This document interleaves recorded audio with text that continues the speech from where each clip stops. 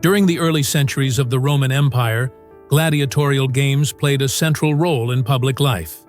However, as Christianity spread, attitudes toward violence began to change, and over time these brutal contests were gradually banned.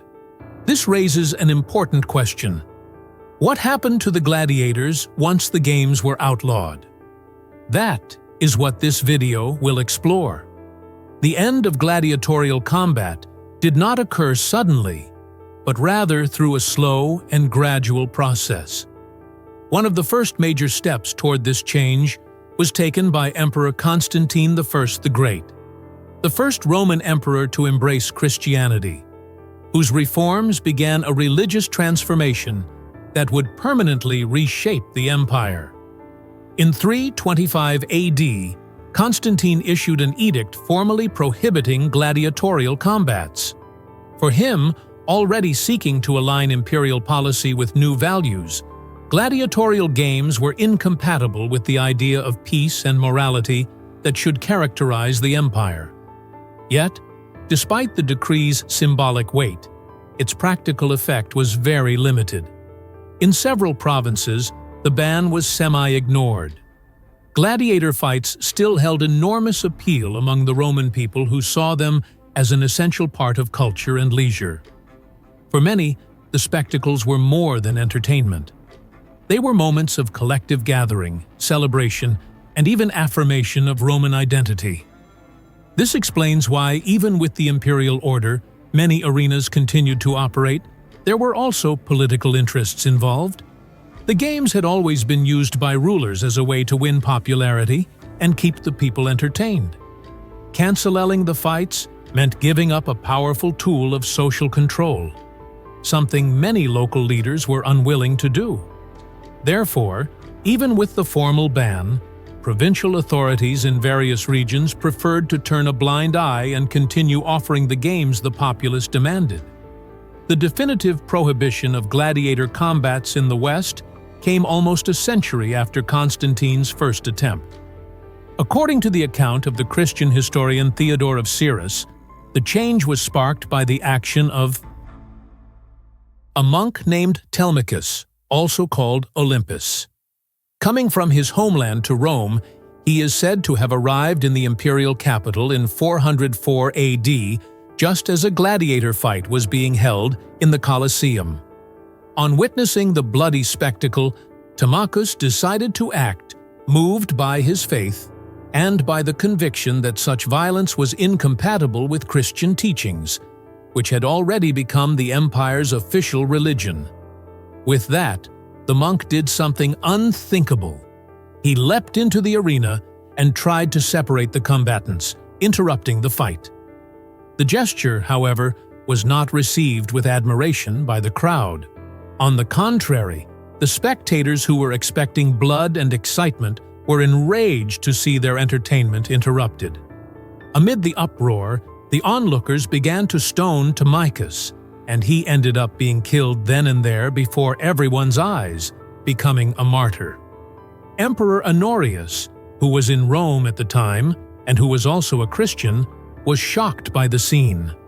The monk's death, sacrificing himself in the name of Christian morality, brutally revealed the incompatibility between the ancient spectacles and the new values taking hold in the empire.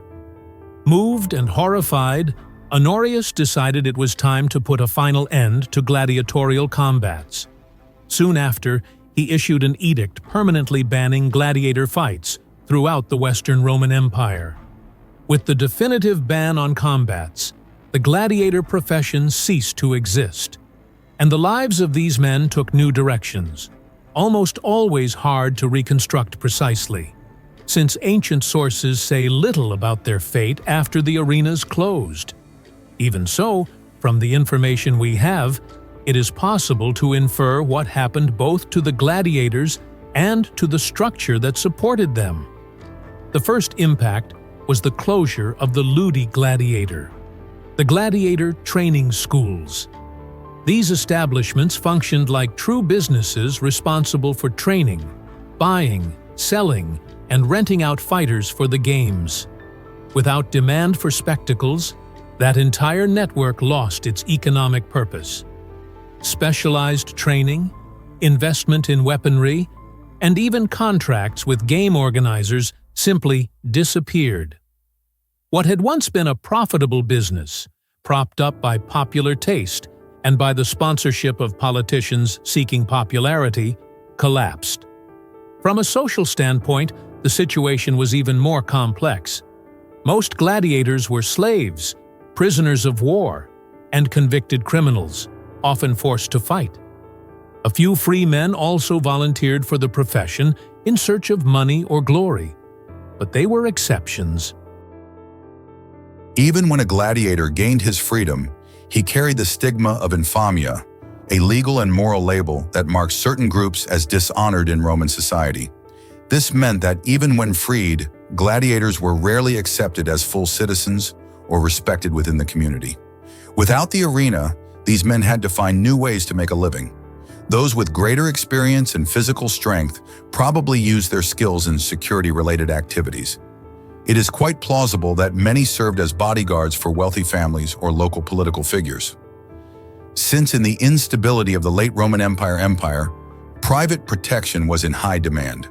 Their experience in hand-to-hand combat, their intimidating presence, and even the fame they had acquired in the arenas made them ideal candidates for that role. Other gladiators may have found opportunities as mercenaries, offering their services to generals or regional leaders seeking power. The empire's final phase was marked by internal conflicts and constant disputes among military commanders, which created demand for men skilled with weapons. In some cases, gladiators may also have joined private armies, which were relatively common at the time as Rome's centralized control over the legions weakened.